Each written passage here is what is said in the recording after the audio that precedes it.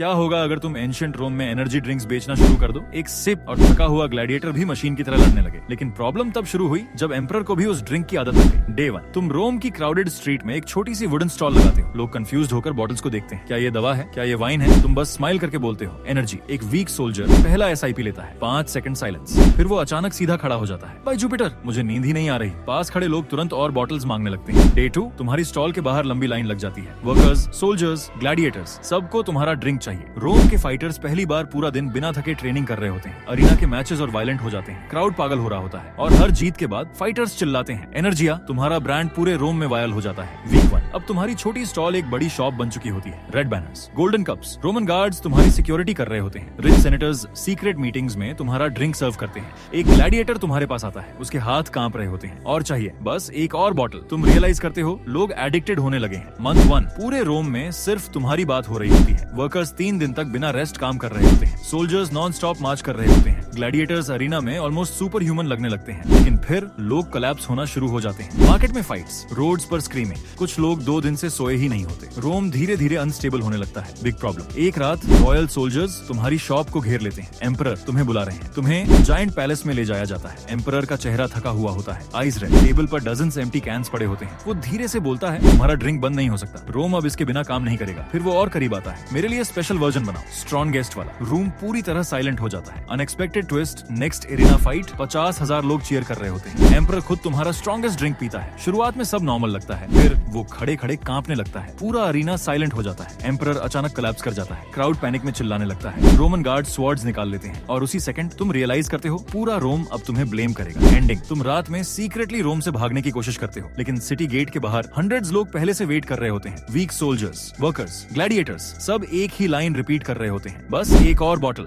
Like और subscribe करो for part 2।